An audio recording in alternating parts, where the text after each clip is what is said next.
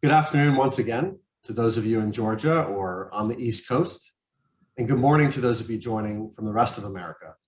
And a special hello to our international audience tuning in from France, Italy, the United Kingdom, Poland, and New Zealand.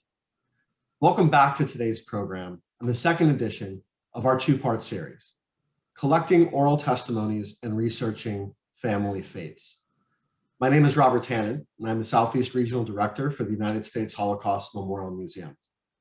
Along with my colleague, Dana Mandelbaum, our regional office works hard every day to bring the experience of the museum and all of its important initiatives outside the walls of the physical institution in Washington, D.C., and into the towns and communities that we serve across the Southeast.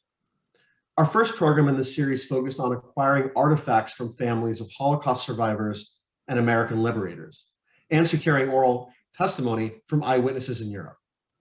Today, my colleagues in the museum's National Institute for Holocaust Documentation will be covering two additional key aspects of our work: recording and preserving oral testimony from Holocaust survivors and researching family fates. In fact, that part of our work has a special place in my family's legacy. A few years ago, the museum provided family research for my wife's maternal grandparents, both of whom were Holocaust survivors. Some of the documents uncovered, including many that charted their Holocaust journeys from ghettos to the camps and eventually to liberation, had never before been seen by anyone in my wife's family. Watching my mother-in-law view these documents in front of me for the first time was a moment I will not soon forget. It was certainly a powerful and personal experience for all of us. So I want to take this opportunity now to thank Diane Afoumado and her entire team for helping my wife's family understand more about their family legacy and in turn provide me with the ability to better explain to my two boys exactly what happened to their great-grandparents. At a time of escalating violent anti-Semitism, amid a larger climate of hatred, Holocaust education and its lessons have never been more relevant. The rise in these attacks that we've all been witnessing over the last several weeks in our country, and indeed in many places around the world, makes us fearful, anxious, and frustrated. It makes me look back and think about how deadly serious the fears of my wife's grandparents were, and so many millions of others at that time. The work we do to capture these precious stories for all of posterity helps to provide us context and guidance for our actions today.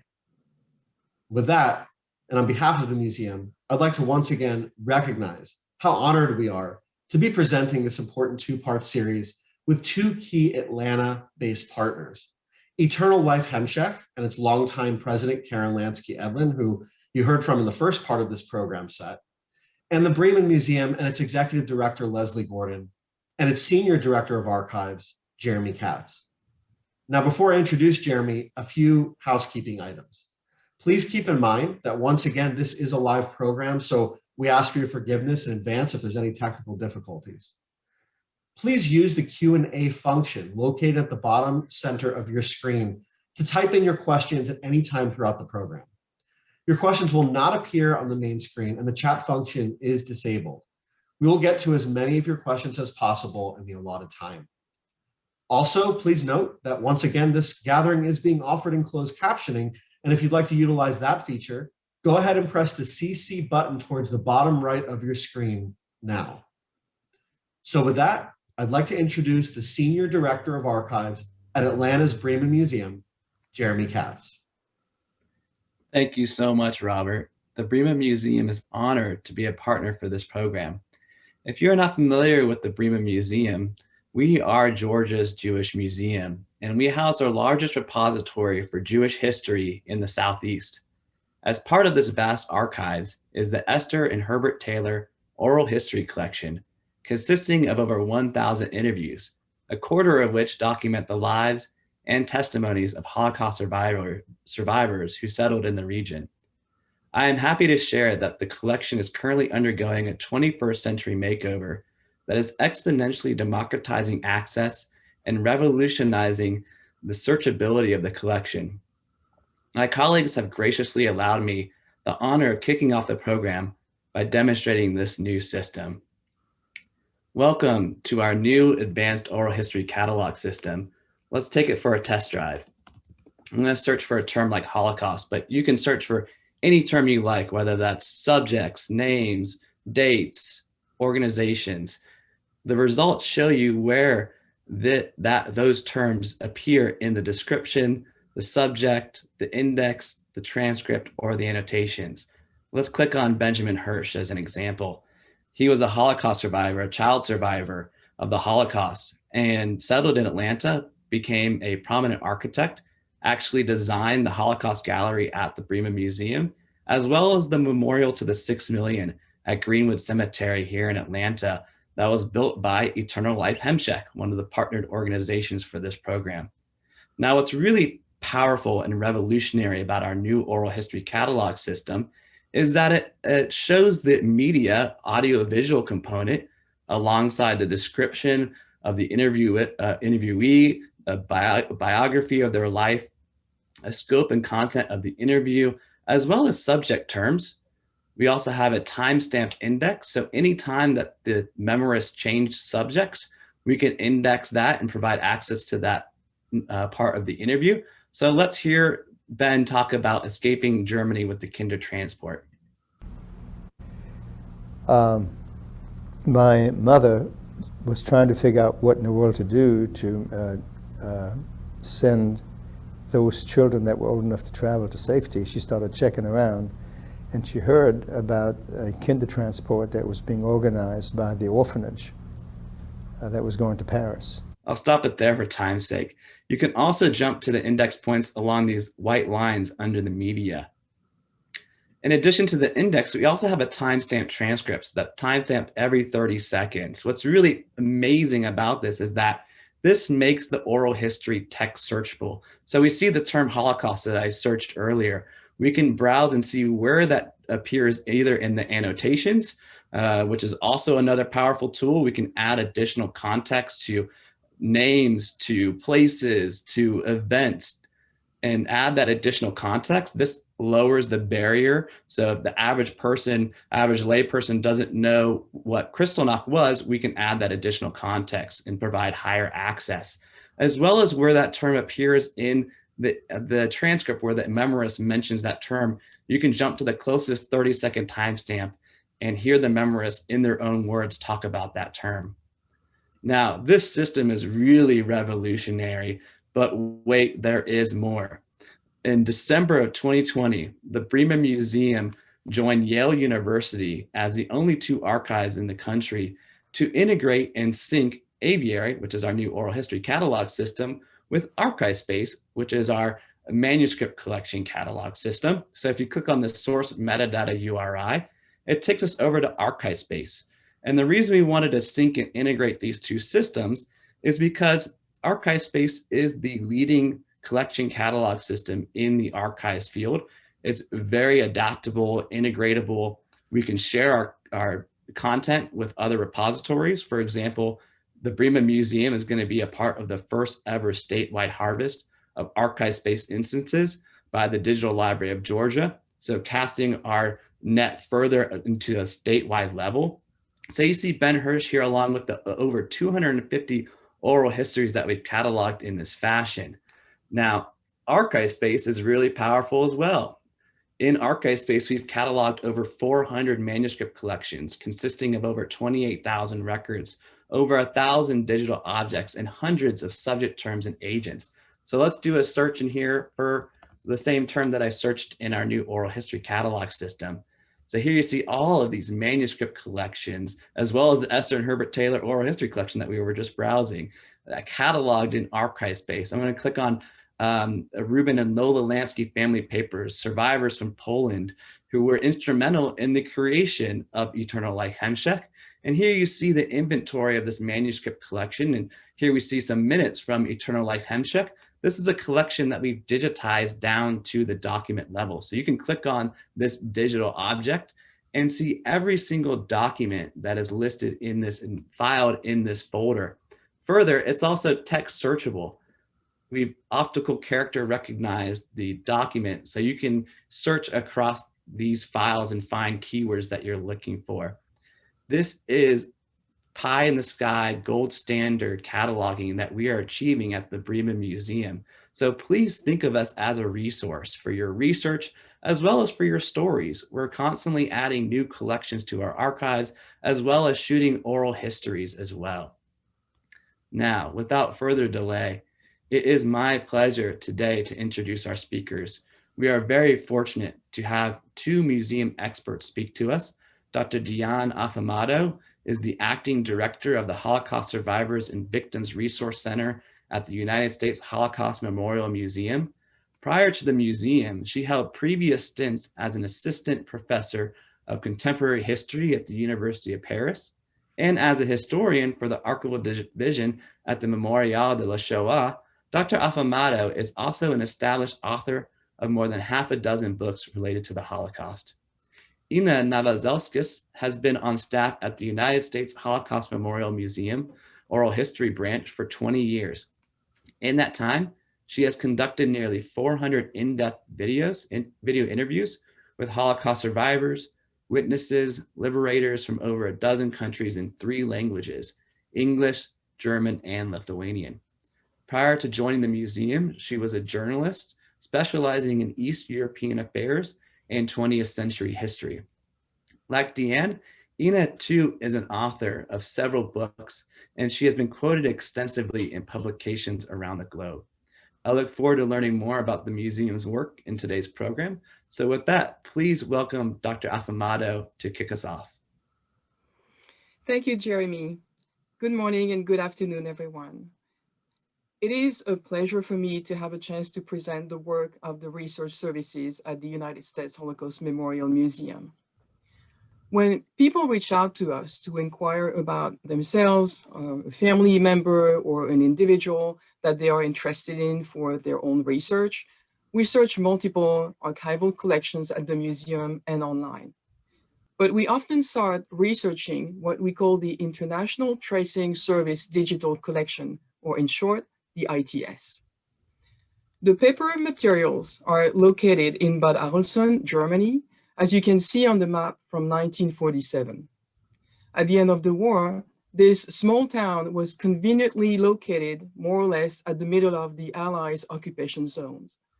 The ITS is part of an international agreement between 11 countries, and the museum is the national repository of the digital collection. And in December 2007, the museum started to receive part of the digital version of the ITS. Research about individuals started during the war and expanded right after 1944-1945. People have been displaced for multiple reasons and lost trace of each other. This photograph shows how United Nations Relief and Rehabilitation Administration workers in 1947 compiled documents from various sources in order to be able to reply to inquiries about individuals, just as we keep doing it today with the benefit of technology. This is a recent photograph of one room in Bad Arolsen that contains hundreds of thousands of original documents. And on the right-hand side of the slide, this is how we research at the museum. The ITS collection contains more than 200 million pages of documentation, both original materials and copies, from a large variety of sources. A lot of material was seized as a war booty when the Allies liberated the camps. Therefore, the collection contains documents about internment camps, concentration camps, forced labor camps, and some ghettos. The post-war collection is particularly rich. We find materials from displaced persons camps, DP camps, ship manifests, and so on and so forth. The documentation is not only about the Holocaust, but also about all the victim groups that were persecuted by the Nazis and their collaborators. If you are visiting or live in the Washington, D.C. area, you're welcome to come to the museum, and we will assist you with research as soon as the Resource Center reopens. You will be able to access the entire ITS collection and other archival collections with our help. If you cannot come to Washington, D.C., you can fill out our online research request form, and we will conduct the full research for you. This research service is free of charge, and the link to the form will be sent to you in a survey after this presentation. But please make sure that you mention that you attended today's program. I won't give you too many numbers, but I just want you to have an idea of the scope of our research work. Since the opening of the ITS at the museum in December 2007, we have received over 39,000 requests, and we have answered 96% of them. The majority of those requests comes from survivors, their families, and also families of victims, and more from the second generation. We are contacted by the 50 states of the United States and also by 81 countries. But let me share with you some examples of ITS documents that we may find for you. This is, for example, a card from the Reich Association of Jews in Germany that had been compiled to create these registration cards the Gestapo used to organize deportation. Those two documents are Buchenwald concentration camp in Germany. They are from Buchenwald. The first one on the left is an envelope that bears the name of the prisoner, his prisoner number, the date and place of birth. The second document is the prisoner card that contains basic biographical information, the prisoner number, the insignia, in that case, the red triangle, since the prisoner was a political prisoner, and the letter P inside the triangle that reflects his nationality as Polish. As mentioned before, we have a lot of post-war materials about displaced persons, DPs. Those 2 pages are from the care and maintenance forms that DPs had to fill out in order to apply for assistance to be either repatriated or to be recognized as refugees, so that they might receive some help from the refugees organizations such as the UNRWA or the IRO. These forms are what I consider open books about an individual or a family because they contain a lot of information and sometimes photographs. For example, here you can see the last places of residence and employment for the person who filled out the form. It also reflects a summary of the places, camps in which the displaced person was before the war ended. And sometimes those forms contain a brief summary of the DP's interview conducted by refugees organizations' social workers. You are now looking at the certificate of eligibility generated by the International Refugee Organization. The beneficiary of this card was Rubin Bosniak, father of Naomi Liebman from Atlanta. Naomi reached out to the museum to request research about her parents, Marcia and Rubin. This is one of the documents that the researcher found and sent to her. You can see now Naomi's father's signature at the bottom of the card. Naomi's parents left Hamburg, Germany on February 18, 1949 on the steamship Marine Shark to come to the United States. Their names appear on the ship manifest that you can see on the screen.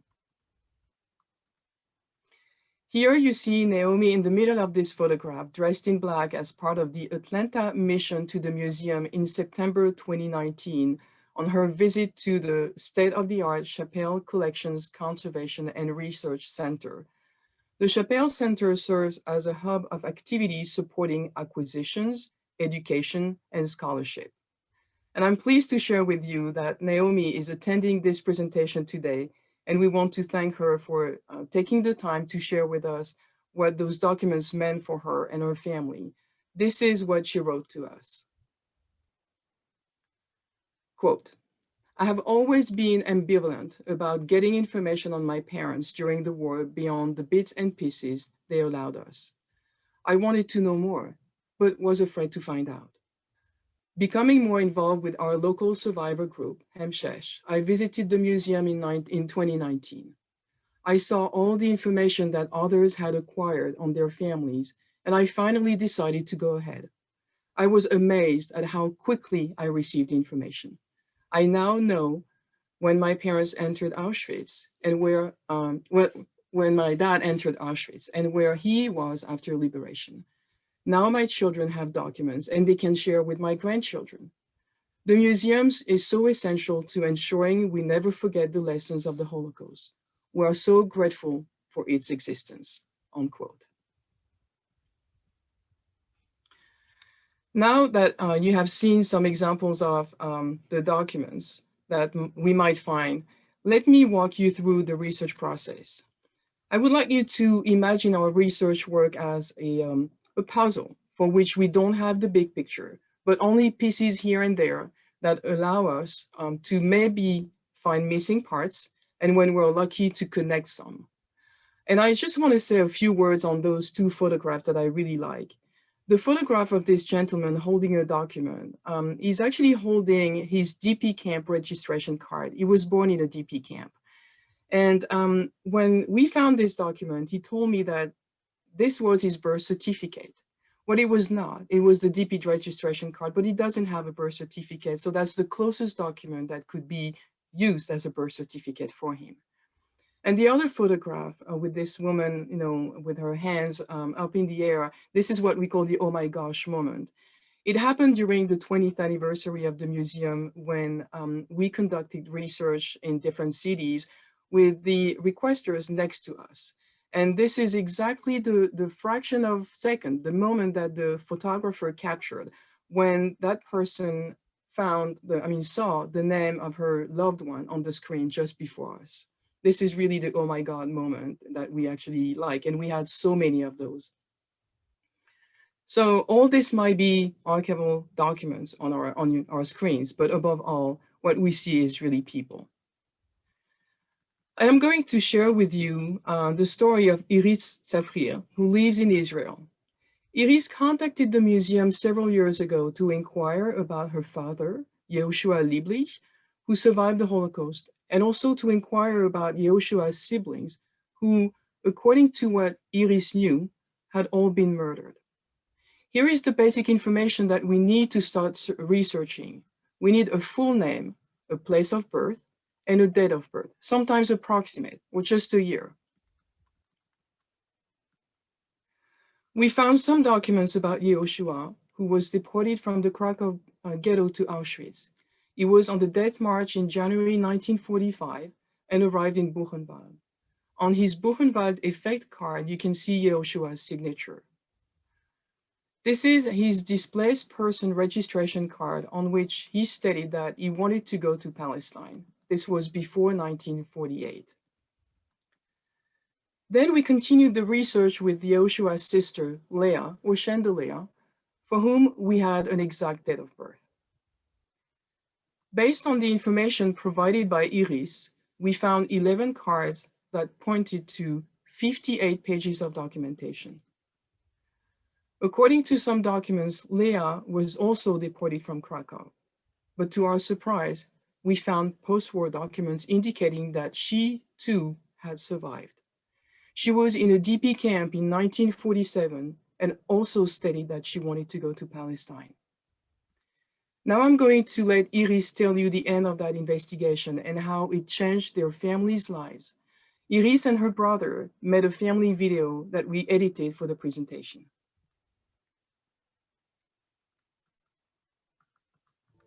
אני עובדת על ספר, באמת ספר שהמטרה של הספר זה לספר לילדים שלי מה זה אומר להיות דור שני, ובתור זה לשלב את מה שההורים שלנו עברו, ובאמת להעביר לדור הבא איך להיות עם אומץ, ובאמת להמשיך בחיים, וכל הנקודה זה לחיות, לא לחיות בעבר, אלא לחיות קדימה בעתיד. ובמשך הספר הזה אני עושה כל מיני מחקרים. והיה לי איזו סוגיה שבדקתי אותה בקשר למתי שהמשפחה נכנסה לתוך גטו קרקוב. ישבתי מול המחשב, חשבתי, הסתכלתי, בדקתי. אמרתי, מי יעזור לי? והחלטתי לפנות למוזיאון השואה בארצות הברית. והחלטתי פשוט לשאול שאילתות על כל האחים והאחיות של אבא, של סבא יהושע. וקיבלתי תשובות בחזרה, ופתאום האחות הגדולה שלו, שנדליה, בתשובה שקיבלתי במוזיאון השואה בארצות הברית, הם שולחים לי מעל 50 מסמכים. הייתי בשוק מוחלט. אני הגעתי למייל הזה, זה יומיים אחרי זה, באיזה יום ראשון לפני שבועיים. וישבתי מ-10 בלילה, אני חושב עד 2-3 לפנות בוקר. פתאום הבנתי, אני ראיתי שם התוצאה של מה שכתוב שם, שיש סיכוי סביר שהאחות של יהושע חיה. אסף אחרי יומיים מתקשר ואומר, תשמעו, שנדל לא נספתה בשואה, ולא רק זה, היא עלתה לארץ. אחרי זה, אחר הצהריים, הוא שולח לי תמונה של המצבה של שיינדל, הוא מתקשר אליי ואומר, תשמע, הסתכלתי בדפים שהעבירו לי חבר'ה קדישה, יש לה גם 2 ילדים. בן ובת. בן ובת. הוא מקבל טלפון, וחנה יודעת שנסעתי לבקר. היא אומרת, אתה מוכרח לשמוע משהו חשוב. אמרתי, אני פה באמצע העניין. רק תשמע משפט, שלא תופתע, תכף יצלצל אליך מישהו, יש לך דוד. פתאום להרגיש שיש משפחה, ולחלוק איתם את החוויות, ולזוז קדימה, ולראות שיש עתיד עם משפחה, זה חוויה אחרת לגמרי. הם יצטרפו, ואנחנו נצטרף אליהם, ונמשיך. אני מרגיש שאני לא... So this is a very moving video, and I've seen this video multiple times, but it's always moving to see it. And this is not a unique one. We really help reuniting family members. It doesn't happen every day, but it does happen. And as you can see on this slide, the research team is not big, and half of it is composed of volunteers, without whom we would not be able to help as many people searching information about individuals.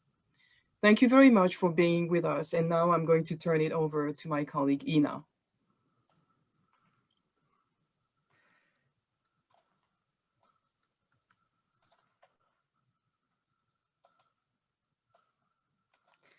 Thank you, everybody. Sorry for the short pause.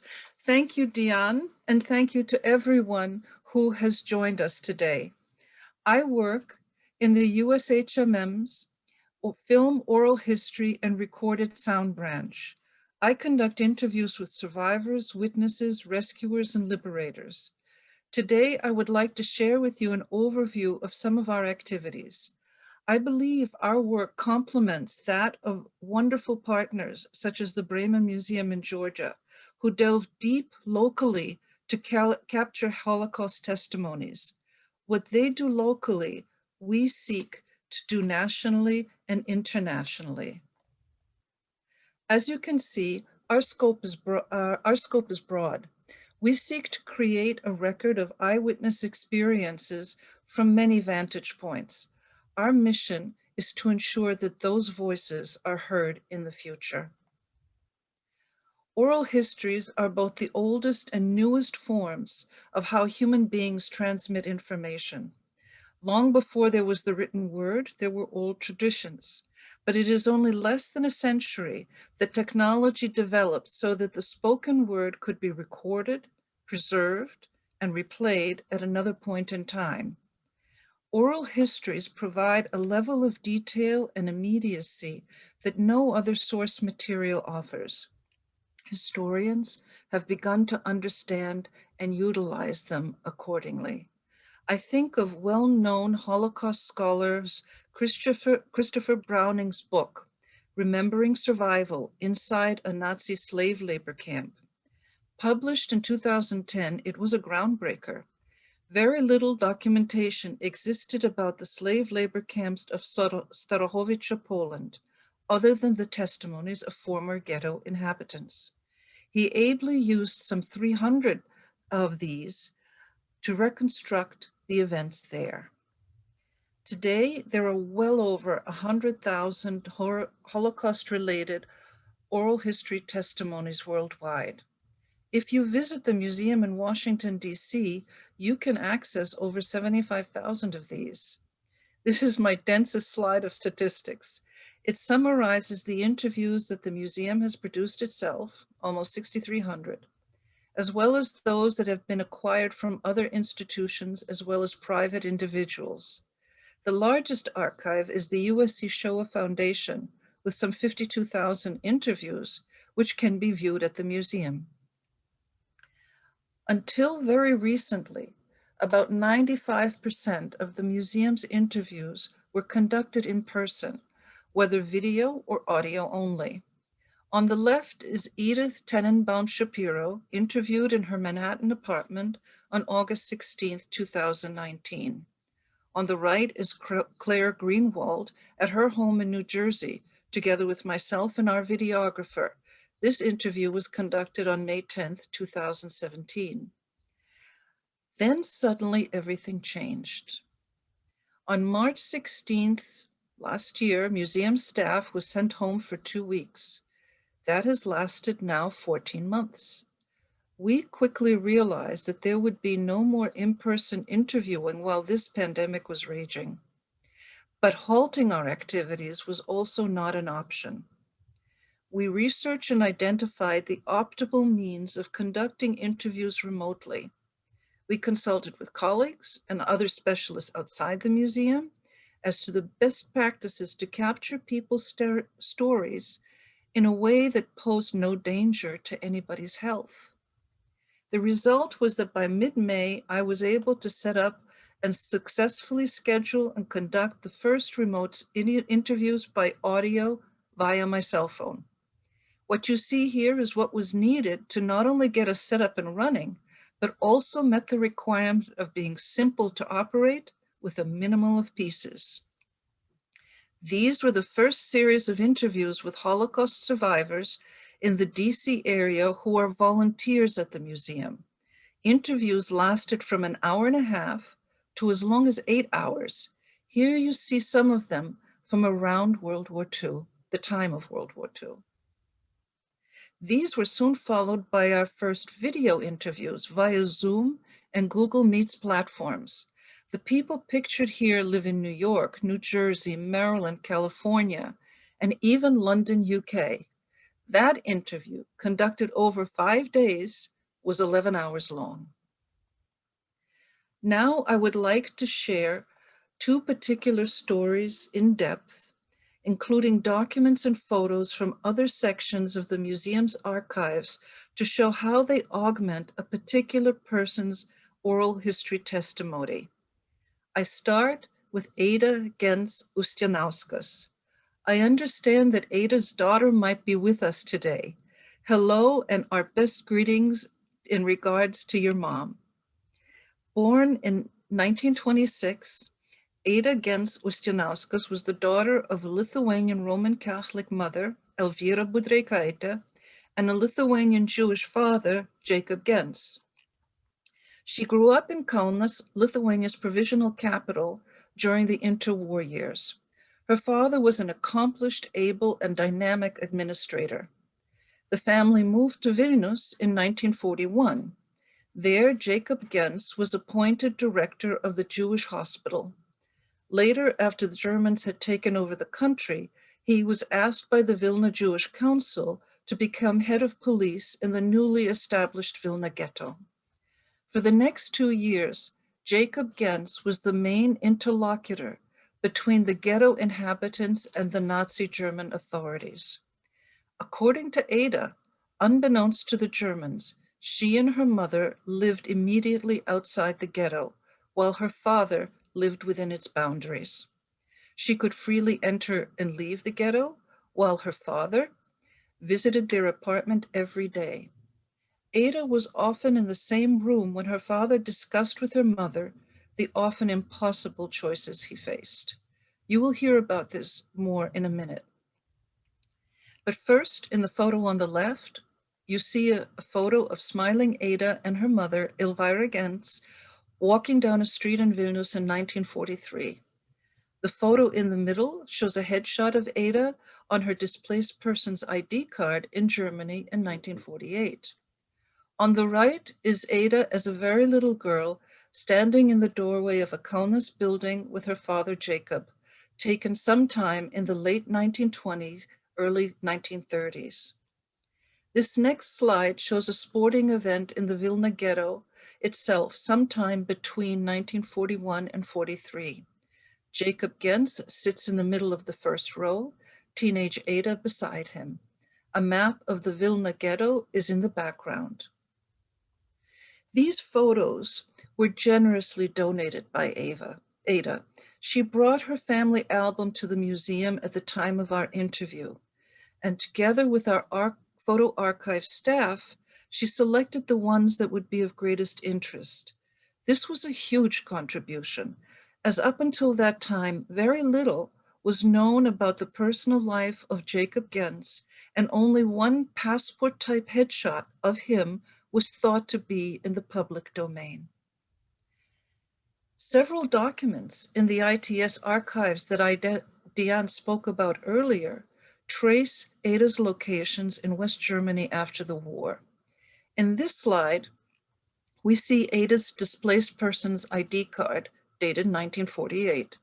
The card states that she is a secretary and that she lives in Neuenberg, which was in the French zone of occupation. And here we will hear from Ada herself, from her oral history interview with us on November 17th, 2008. In the first segment, you will hear of an event from the time Jacob Gens was head of the Jewish hospital. In the second, of what kinds of decisions he was called upon to make there and later in the ghetto as well. One night, 5 people escaped the shooting place, Panere. There were 3 women and 2 children. My father took them to a separate area and started to question. And they were all bleeding.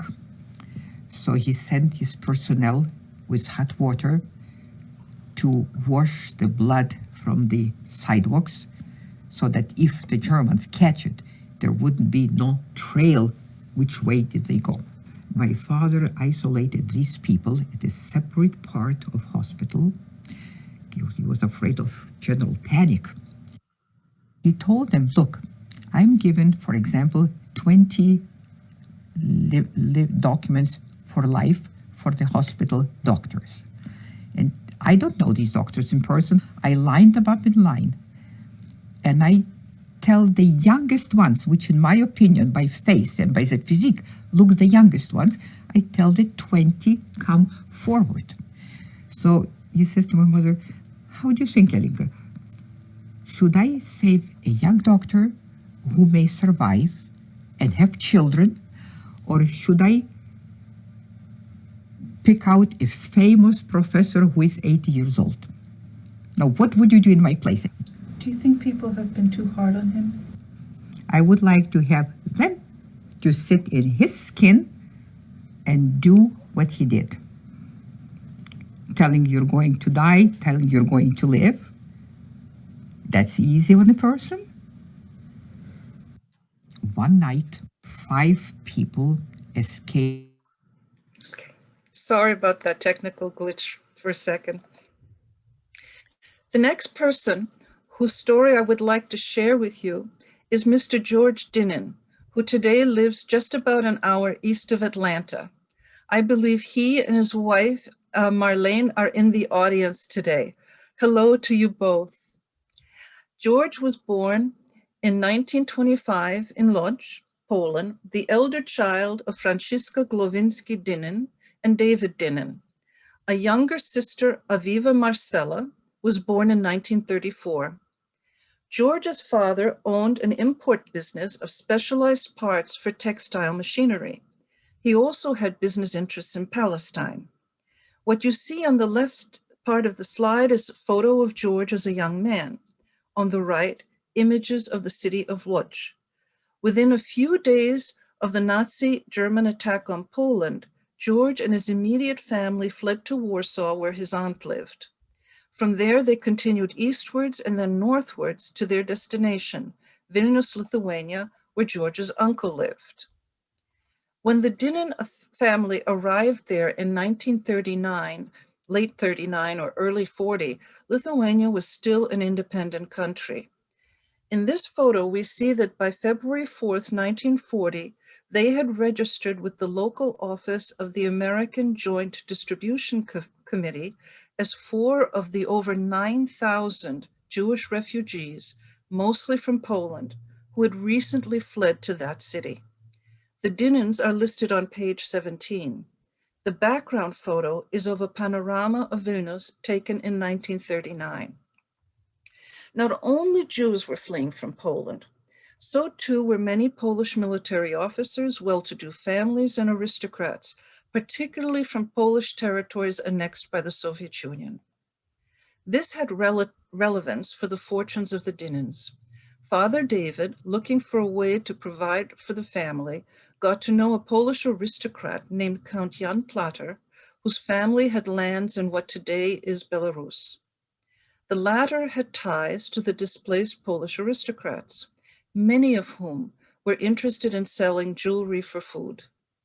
They would entrust these to Count Platter, who entrusted them to David Dinan, who found buyers amongst the foreign embassy personnel still operating in Kaunas. In this way, David Dinan was able to support his family with relatively little risk, until the Soviets annexed Lithuania in the summer of 1940. After that, such activity was illegal. For this, and because that all refugees from Poland were suspect to Soviet authorities, in 1941, David Dinan was arrested. During the weekend of June 14th to 15th, 41, he was deported to a labor camp in the Soviet Union. 1 week later, June 21st, 22nd, Germany broke the pact that it had had with the Soviet Union and attacked it. The remaining 3 Dinans found someone to forge their identity papers. The change of 1 letter in their last name from a Y to a U transformed them from a family with a Jewish last name, Dinan, to one Dunan, which heralded a very prominent aristocratic Polish Catholic family. They then headed east to the estate of the Platter family. Here we see a photo of George's mother, Francisca. In the lower right-hand corner of the photo is a stamp with the Dunan name. Next to it is a map shared by Mr. Dinan during our interview of their journey from Łódź to Vilnius to Belarus. They spent about 3 years in the small town of Chorodzice, some 23 kilometers north of the regional center of Baranovich. All of this is just slightly south of Minsk. Here is a hand-drawn map by George Dinan. On it, he indicates the house they lived in on the town square. Just a few doors down was where the German gendarmerie was stationed. Across the street was the building of the Belarusian police. On the other side of the square was one of the 2 churches in town. From his window facing the town square, George had view of the gallows that were used far too frequently during these years. In Chorodzice, George's mother, interviewed and vetted by the occupying German authorities, worked as a translator from German to Polish or Russian for the town's mayor, a collaborator for the Germans. She was privy to orders, correspondence, announcements of future plans that were sent to him. At the same time, she and George worked for the Polish underground. Francesca would tell George what information these various documents contained. He would warn people, often saving their lives, both those in the Armia Krajowa, Polish underground resistance, and the few remaining Jews who were in a ghetto in Chorodzice. In the summer of 44, as the war was turning, they left the town, hid in the woods from the Germans, survived on berries, and were soon liberated by Soviet forces. After liberation, the family first returned to Vilnius looking for news of George's father. They surmised that if he were alive, he would try to contact them in the last place they were all together, which he did. In this slide, we see in the background the bombed out facade of the ghetto school in Vilnius. Yiddish poet Avraham Sutskever stands in front. This is the Vilna that the Dinan family returned to. They soon registered as 3 of the 1,250 Jewish survivors named in a list compiled by the Jewish Anti-Fascist Committee in August 1945, which was submitted to the World Jewish Congress in New York. Once Poland was in Soviet control, George, Francisca, and Marcela returned to Łódź. Meanwhile, David Dinan was already in Palestine, where he purchased an apartment for the family. His own journey had taken him from a Soviet labor camp to an amnesty declared by the Soviets for all Polish citizens a year later, to joining Polish General Andrew's army fighting the Germans under British authorities. Now the goal was for them to be rejoined. Here we see one of the final documents of the paper trail that marked the many stops of the Dinan family from when they first left Lodz in September 39. This document from the ITS archives lists Francesca and George as living at Schleiermacherstraße 1, number 1, in Hanover, West Germany. They are identified as two of a handful of British citizens in the city. Although undated, this was sometime in 1945, early 1946. In the background is a photo of other post-war refugees in Hanover, waiting for transport to take them to their home countries. On May 24th, 1946, the three, through the efforts of Father David and with the help of British authorities, as well as the American Jewish Distribution Committee, arrive in Palestine. We know the exact date of their arrival because of these two documents. The form shown here indicates as much. A letter written by George on letterhead from David Dinan's Import-Export Company requests that he be granted a return visa to Palestine after he completes studies at the university in Geneva, Switzerland. And here we will hear some excerpts from George Dinan's testimony about just a few of the realities of what it meant to live under a false identity. When we arrived to this Horodishche, so there was after big killing of Jews. They killed something like 2,000, and they left some very few hundred. Yeah.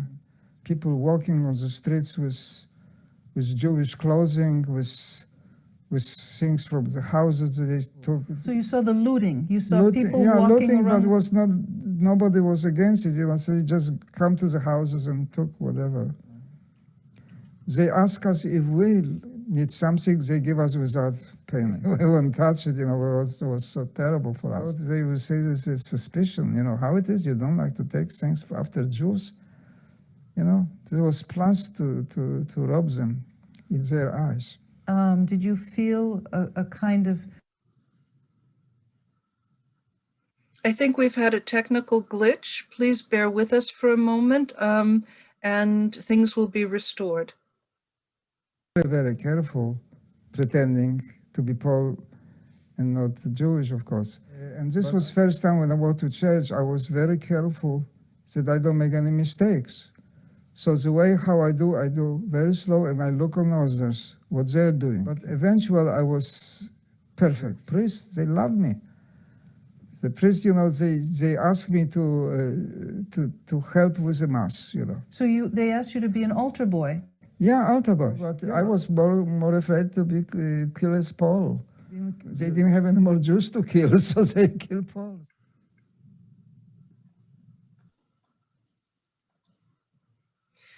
Thank you so much for your interest and attention. It has been a pleasure to share these stories with you. Now I turn back to Robert and Diane for your questions. Thank you so much, Ina and Diane, for providing such powerful context to your sacred work. Truly, truly special. And to George and Ada, and thank you for allowing us to preserve your legacy for all time.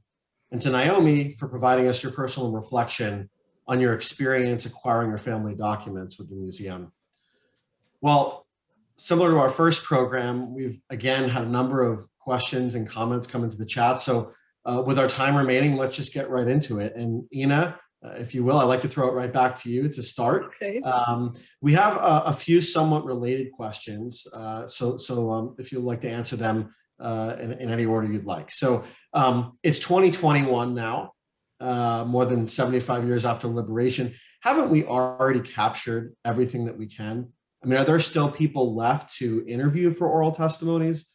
And then on a related note, can anyone be interviewed? Or are there specific requirements that make someone eligible to participate? Well, thank you for those questions. Those are key. It's surprising. We have been surprised ourselves that at this date in 2021, there are still people who have not told their stories. and who are witnesses of those times, who are still with us and still have memories and still have experiences. We thought a long time about, why is this so? Why wouldn't those stories have been captured earlier? And there are many reasons, as there are as many individuals. But I think that for many people, it took a long time for them to be ready to share those stories. And so, whereas 20 years ago, they may have said, no, I don't want to. Today, they may be more ready. And children and grandchildren often play key roles here. They want to know the stories of their parents and grandparents, and that helps as well. And the requirements, well, we have very broad requirements. We are much more inclined to say yes to an interview rather than no. What we seek, though, are people who, as I mentioned earlier, who have never told their stories before to a major archive that has had them recorded and preserved for the future. Somebody has given a TV interview, if somebody's written a book, if somebody has been featured in a newspaper, that doesn't count because these are transitory. We give priority to those people who have never shared their stories in this type of way with a major archive. The other criterion is that they are direct witnesses of what they will talk about. They may have parts of their stories which rely on other people's rendering, other people's stories to them, but they have to be direct witnesses of some aspect of it, rather than rely solely on what others told them. Well, that's really great. Thank you. I think that's helpful. So I guess related to that, what would you tell survivors who, due to trauma or emotional pain or other concerns, may be hesitant to tell their story or provide their eyewitness testimony to you? Well, every testimony is a gift. And this is a gift that costs people. And so, I have a personal kind of point of view is that outsiders have no right to demand a testimony from somebody. They have the right to go to the graves without speaking. However, the need and the topic and the seriousness is such that their testimonies help us to understand what happened to them, maybe understand them better, and they're needed for the future, for history. And so we really treasure every single person who has agreed to speak with us. We know that it costs. We know that the night before they may not sleep, the night after they may not sleep, but usually during the telling itself, many people have told me after they've been interviewed, not only is it a relief, it's done, but it was worthwhile. It was something where they felt they could talk and share as much in depth as they wanted to about what they had lived through and what their family members had lived through. Well, thank you. That's certainly helps to clarify and put things in perspective. No question about it. Thank you. Diane, we actually had a viewer write in that they recently contacted Bad Arolsen for more information on their family, where the ITS center is located. Does this individual still need to contact our museum to request additional information, or what's the next step? Well, it's a good question. I'm glad that person asked it, because there are a lot of people who contact us and Bad Arolsen and other institutions who have a copy of the ITS. I would say it depends on when you contacted Bad Arolsen. If it's recently, you don't need to contact us to ask the same research, but you can still contact us to complement that research. So if you do, it's very critical that there is a box on the form that asks you, have you contacted Bad Arolsen? please check that box, because in that case, we don't have to redo the research, but we will search the other collections that we have to complement the research that had been done in Bad Arolsen. If the person had contacted Bad Arolsen 20 years ago, it is worth contacting us, because 20 years ago, all the documents were not communicated to the requester, so it's worth doing it again. Got it. Thank you. And we actually had another question for you, Diane, if you will. After someone submits a request for research, what's the time frame for acquiring their documents, and how many documents can each person expect to receive each time they make a request? So thank you for that question. So we give priority to survivors.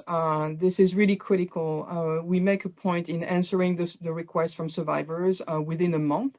And especially the survivors who seek compensations. There are several compensation programs.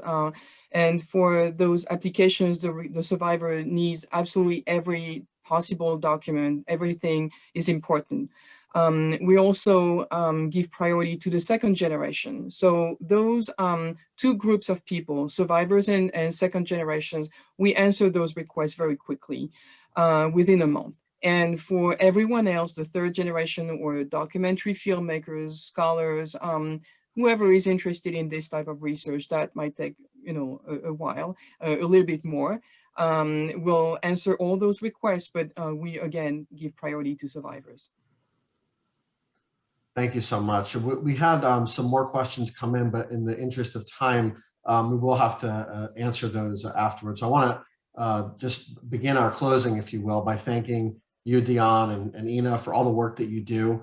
And thank you all to the audience for your great questions. And again, if we weren't able to address them today, no worries, rest assured. We'll reach out to you directly in the coming days to do that. And I'd like to take this opportunity, this final opportunity, to thank Karen Lansky-Edlin and her organization, Eternal Life Hemshech, and Jeremy Katz, Leslie Gordon, and the entire staff at the Breman Museum for partnering with us on these important conversations. And thanks again to today's speakers and my colleagues, Dr. Diane Afoumado and Ina Novozelskis, and the museum's back of the house team, who nobody sees, but once again ensured that today's program ran smoothly. And of course, a special thanks to all of you, the audience, for participating and asking questions and engaging with us today. We'll again be sending out a survey to everyone on today's call within the next day or so. So please be sure to fill it out and let us know your feedback. It's very helpful to us. Also included in that survey will be an opportunity for you to provide us your contact information in order to submit a request for family research, or if you or someone you know would like to consider giving their eyewitness oral testimony to the museum, that's how you would do it as well. So take a look at that survey, please. And as a closing reminder, much of the critical work of the museum, including everything that you heard today, only happens with philanthropic support. As a public-private partnership, federal support guarantees the museum's permanent place in the National Mall in Washington, D.C., yet its far-reaching educational programs and global impact are made possible by generous donors. If you'd like to consider supporting the National Institute for Holocaust Documentation Impact Fund, which will directly aid in the efforts you heard about today, please reach out to me at the email address you see on the screen, southeast@ushmm.org. Thank you all again for joining us today. And remember, what you do matters. Take care and stay safe.